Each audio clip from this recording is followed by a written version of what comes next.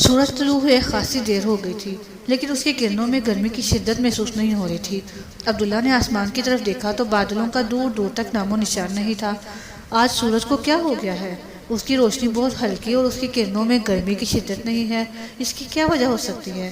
اچانک اسے خیال آیا کہ کبھی کبھار سورج یا چاند کو گرہن لگ جاتا ہے، جس کی وجہ سے سورج یا چاند کی روشنی مخصوص وقت کے دوران ہلکی ہو جاتی ہے۔ سورج گرہن کا سلسلہ جاری تھا کہ چبوترے پر جانے کا وقت ہو گیا۔ عبداللہ نے سن رکھا تھا کہ سورج گرہن کے موقع پر رحمت دو عالم صلی اللہ علیہ وسلم عام نمازوں سے مختلف اور طویل 2 رکعتیں نفل ادا کیا کرتے تھے۔ عبداللہ نے وضو کے بعد 2 نفل ادا کیے اور اللہ کا ذکر کرتے ہوئے چبوترے کی جانب چل گیا۔ وہ چبوترے کے قریب پہنچا تو وہاں نہ سردار موجود تھا اور نہ جزیرے کا کوئی اور آدمی تھا۔ وہاں تو خاموشی اور ہوک عالم طاری تھا۔ عبداللہ کو یہ دیکھ کر سخت حیرانی ہوئی کہ سب لوگ کہاں چلے گئے ہیں۔ عبداللہ ہمت کر کے سردار کے ڈیرے پر پہنچا۔ اس نے دیکھا کہ سردار ایک ٹانگ پر کھڑا اپنی زبان میں مسلسل محسوس الفاظ ہا ہو کے انداز میں کچھ پڑھ رہا ہے۔ عبداللہ نے سردار کو اپنی جانب متوجہ کرنے کے لیے اونچی آواز میں پکارا تو سردار نے ایک ٹانگ پر کھڑے کھڑے عبداللہ سے خوفزدہ لہجے میں پوچھا کہ وہ اس وقت یہاں کیا لینے آیا ہے۔ آج چبوترے پر نہ آپ موجود تھے اور نہ جزیرے کا کوئی اور آدمی پہنچا ہے، اس لیے میں آپ سے معلوم کرنے کے لیے یہاں آ گیا۔ عبداللہ نے بتایا، آج سورج کا عجیب انداز میں طلوع ہوا ہے، لگتا ہے ہمارے دیوتا دیوی ہم سے ناراض ہو گئے ہیں، جزیرے پر کوئی مصیبت یا تباہی نازل ہونے والی ہے۔ سردار نے ایک ٹانگ پر کھڑے کھڑے جواب دیا، میرے خالق و مالک اللہ تعالیٰ کے فضل و کرم سے کچھ بھی نہیں ہوگا۔ آپ جزیرے کے تمام لوگوں کو لے کر چبوترے پر آ جائیں۔ آج میں آپ لوگوں کو سب سے سچی کہانی کا اگلا حصہ سنانے سے پہلے اس وقت سورج کی جو حالت ہے اس کے متعلق بتاؤں گا۔ عبداللہ نے ابھی اتنا ہی کہا تھا کہ سورج کی ہلکی کرنیں ایک دم روشن اور تیز ہو گئیں۔ یہ دیکھ کر عبداللہ نے کہا، یا اللہ تیرا شکر اور احسان ہے کہ تو نے ہمیں سورج گرہن سے نجات دی۔ یہ اچانک سورج کی کرنیں پھر سے روشن کیسے ہو گئیں؟ یہ سب کیا ہے؟ سردار نے حیران ہو کر عبداللہ سے پوچھا۔ میں یہ سب کچھ اس وقت بتاؤں گا جب آپ جزیرے کے تمام لوگوں کو لے کر چبوترے پر آ جائیں گے۔ میں آپ لوگوں کا وہی انتظار کروں گا۔ یہ کہتے ہوئے عبداللہ چبوترے کی جانب چل دیا۔ تھوڑی دیر میں سردار اور باقی لوگ چبوترے کے ارد گرد جمع ہو کر عبداللہ کی جانب بے چینی سے دیکھنے لگے۔ عبداللہ نے جب تمام لوگوں کو اپنی جانب متوجہ پایا تو اپنی بات کا آغاز اس طرح کیا، آج صبح میں نے سورج کی کرنوں کو بہت ہلکا اور مدھم سا دیکھا تو مجھے سخت حیرت ہوئی۔ کچھ سمجھ میں نہیں آ رہا تھا کہ سورج کو اچانک کیا ہو گیا ہے۔ ابھی میں انہی سوچوں میں گم تھا کہ مجھے اچانک یاد آیا کہ یہ تو سورج گرہن ہے۔ اور ابھی عبداللہ نے اتنا ہی کہا تھا کہ راکو نے جلدی سے پوچھا، سورج گرہن کیا ہوتا ہے؟ سورج گرہن یہ ہوتا ہے کہ عبداللہ نے بتانا شروع کیا، دن کے وقت سورج کا آدھا مکمل یا کچھ حصہ روشنی سے محروم ہو جائے تو اسے سورج گرہن کہتے ہیں۔ سورج گرہن کیوں لگتا ہے؟ باکو نے جاننا چاہا۔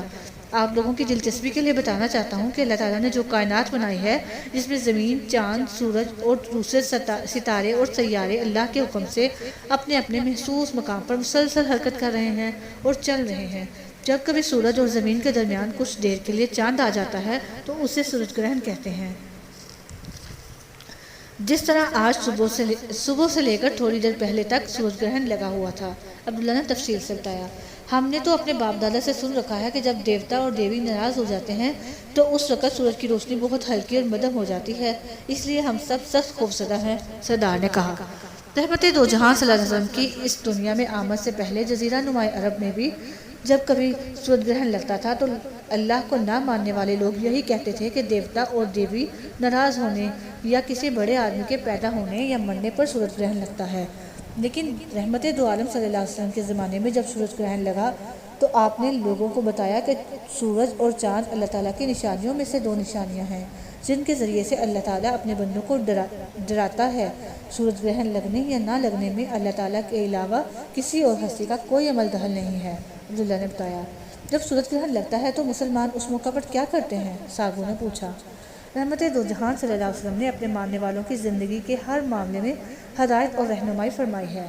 آپ صلی اللہ علیہ وسلم کے ایک صحابی عبداللہ بن سمرہ بیان کرتے ہیں کہ رحمت دو عالم صلی اللہ علیہ وسلم کے زمانے میں ایک بار سورج گرہن لگا۔ میں اس وقت مدینے سے باہر تیر اندازی کی مشق کر رہا تھا۔ میں نے سورج گرہن دیکھتے ہی تیروں کو ایک طرف پھینکا اور جلدی سے آپ صلی اللہ علیہ وسلم کی خدمت میں حاضر ہوا تاکہ دیکھوں کہ آپ اس موقع پر کیا کرتے ہیں۔ میں نے دیکھا کہ آپ صلی اللہ علیہ وسلم 2 رکعت نفل نماز ادا کی اور انہیں خوب لمبا کیا یہاں تک کہ سورج گرہن ختم ہو گیا۔ عبداللہ نے تفصیل سے بتایا۔ حیرت کی بات ہے کہ مسلمانوں کے نبی نے سورج گرہن کے متعلق بھی لوگوں کی رہنمائی فرمائی ہے۔ تاکو نے کہا، سورج کو گرہن لگنے کا واقعہ ہماری زندگیوں میں کبھی کبھار پیش آتا ہے۔ جب ان کبھی کبھار رونما ہونے والے واقعات میں بھی رحمت دو جہان صلی اللہ علیہ وسلم ہماری بروقت اور مکمل رہنمائی فرماتے ہیں تو آپ لوگ آسانی سے اندازہ لگا سکتے ہیں کہ زندگی کے ہر موڑ پر پیش آنے والے اہم واقعات میں آپ صلی اللہ علیہ وسلم کی ہدایت اور رہنمائی کس قدر بھرپور ہوگی۔ آج تو ہماری گفتگو سورج گرہن کے متعلق ہی ہو رہی ہے، اس لیے لگتا ہے کہ آج سچی کہانی کا اگلا حصہ سننے کا وقت نہیں ملے گا، راکو نے پوچھا۔ پھر میرے خیال میں اتنا وقت تو ہے کہ ہم سچی کہانی کے سلسلے کو تھوڑا سا اور آگے بڑھاتے ہیں۔ کل ہماری گفتگو کس واقعے پر ختم ہوئی تھی؟ عبداللہ نے پوچھا۔ گزشتہ روز کی گفتگو کے اختتام پر میں نے پوچھا تھا کہ باقاعدہ جنگ کے بغیر عرب کے جنگجو قبائل کی اتنی بڑی فوج کی شکست کے بعد جزیرہ نماء عرب کے ان لوگوں پر کیا اثر ہوا جو اب تک اپنے باپ دادا کے مذہب پر تھے؟ تاکو نے عبداللہ سے پوچھا۔ جنگ خندق دراصل مسلمانوں کی کامیابیوں اور کامرانیوں کا نقطۂ آغاز ثابت ہوئی۔ وہ جنگ جس میں عرب بھر کے جنگجوؤں کے قبائل اس نیت سے حملہ آور ہوئے تھے کہ مسلمانوں کو روئے زمین سے ہمیشہ کے لیے ختم کر دیں گے، لیکن اللہ تعالیٰ نے غیبی مدد کے ذریعے سے سرداران مکہ کی جنگجو فوج کو جنگ کے بغیر ہی شکست سے دوچار کر دیا۔ جنگ خندق کی اس ناکامی نے سرداران مکہ اور ان کے حلیف قبائل کے رعب و دبدبے کو ختم کر دیا۔ عبداللہ نے بتایا، مسلمانوں نے جنگ خندق کے بعد خود کو منظم اور مضبوط بنانے کے لیے کوئی قدم اٹھایا کیا؟ راکو نے دریافت کیا۔